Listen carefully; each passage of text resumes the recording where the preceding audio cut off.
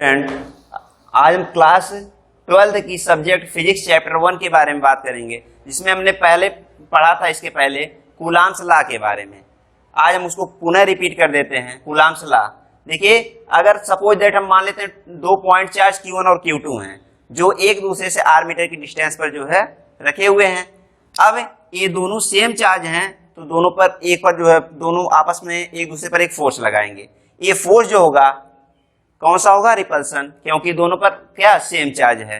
अब देखिए, ये वाला जो है चार्ज इसको रिपल करेगा और ये वाला चार्ज इसको रिपल करेगा। तो जब ये चार्ज इसको रिपल करता है यानी इस पर एक फोर्स लगाएगा, तो उसकी डायरेक्शन एक इधर होगी और ये इसको लिख सकते हैं वेक्टर F12, यानी force on charge Q1 due to charge Q2। Similarly ये चार्ज Q1 भी Q2 पर एक फोर्स अप्लाई करेगा जो इस डायरेक्शन में होगा, और इसको हम लिख सकते हैं F21। It means force on charge Q2 due to charge Q1। अब ये जो फोर्स ऑफ इंटरेक्शन होगा, force of interaction capital F, इन दोनों चार्जेस के प्रोडक्ट के डायरेक्टली प्रोपोर्शनल होता है, यानी F proportional to Q1 into Q2। तथा ये फोर्स F इन दोनों चार्जेस की जो बीच की डिस्टेंस कैपिटल स्मॉल r है, इसके स्क्वायर के इनवर्सली प्रोपोर्शनल होता है। इसको इक्वेशन फर्स्ट, इसको इक्वेशन सेकंड मान लें। तो इक्वेशन फर्स्ट एंड सेकंड से देखें तो F proportional Q1 Q2 upon r square, इसको हम लिख सकते हैं F proportional Q1 Q2 upon r square. ये जो है प्रोपोर्शनल का साइन, इसको हटाने के लिए हम इसको एक कांस्टेंट K देते हैं, तो ये हो जाता है F equal to K Q1 Q2 upon r square.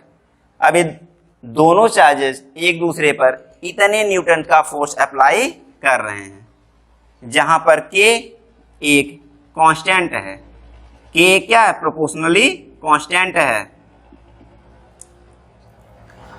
यहां पे K इक्वल टू ऑब्जर्वेशन के बेस पे बताया गया था 1/4 पाई एप्सिलॉन नॉट होता है, जिसकी value 9 × 10⁹ newton metre square per coulomb square होती है। तो इसको हम लिख सकते हैं F equal to 1/4 pi epsilon naught Q1 Q2 upon r square.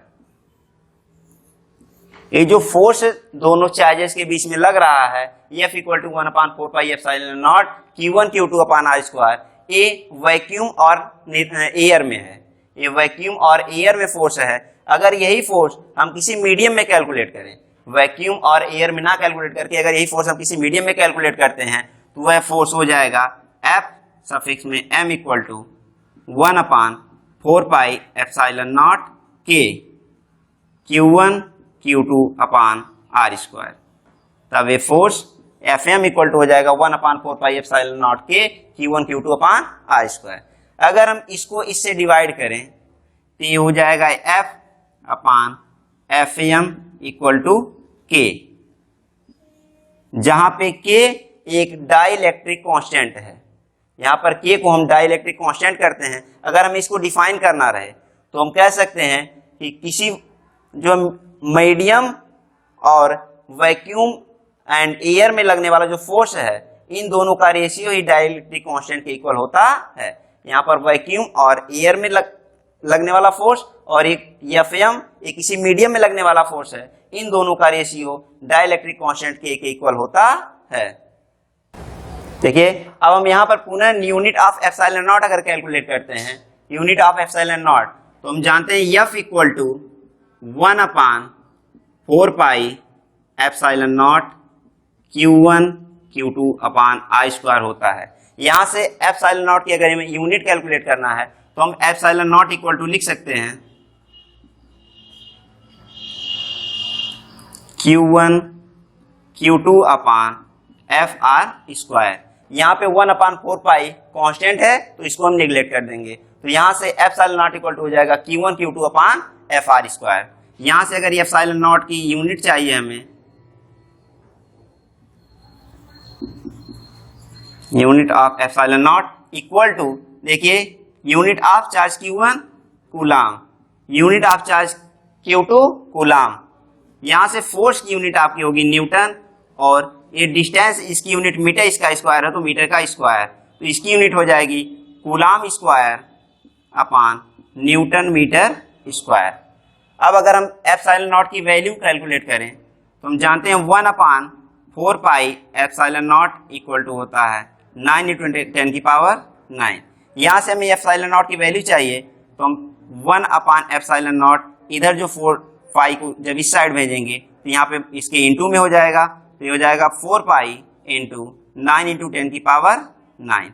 हमें एप्सिलॉन नॉट की वैल्यू चाहिए तो इसको हम लिख सकते हैं epsilon naught equal to 1/4 pi into 9 × 10⁹।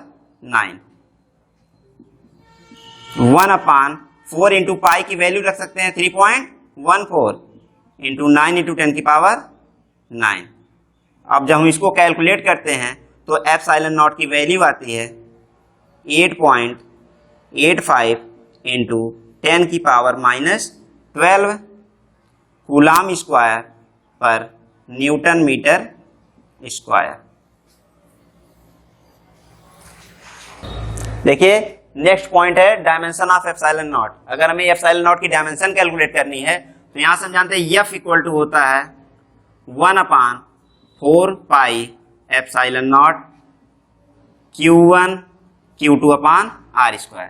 यहां से हम एप्सिलॉन नॉट इक्वल टू लिख सकते हैं, अगर इसकी डायमेंशन में कैलकुलेट करना है तो dimension of epsilon naught equal to हो जाएगा Q1 Q2/Fr²। यहां से देखिए Q1 की डायमेंशन होगी 80, ये चार्ज है, और यहां से Q2 भी चार्ज है, इसकी डायमेंशन होगी 80। फोर्स की डायमेंशन होती है mLt-2। r², r एक डिस्टेंस है दोनों चार्जेस के बीच की, इसकी डायमेंशन l होती है, इसका स्क्वायर तो l⁻²। अब यहां से इसको जो है देखें, ये a की पावर यहाँ पे 1 है, यहाँ भी a⁻1 है, बीच में इनकी प्रोडक्ट है, यानी यहां से a⁻1 और 1 ये 2 हो जाएगी, यहां से t और t⁻2। इसको जब हम सिंपल करेंगे तो m, और यहाँ l⁻1 l⁻2, बीच में इनके जो इंटू है तो l⁻1 और 2 l⁻3 हो जाएगी, और यहाँ से t⁻2 है। अब इसको हम ऊपर ले जाएंगे तो m की पावर यहाँ से +1, ऊपर जाके m⁻−1, l⁻3 और t⁻2, ये यहाँ से t⁻2 ऊपर ले जाएंगे, t⁻2 हो जाएगी, t⁻2 और 2 t⁻4 हो जाएगी, और a की पावर यहाँ से 2 है। तो ये जो m⁻−1 l⁻3 t⁻4 a⁻2 ये आपकी एप्सिलॉन नॉट की डायमेंशन हो गई।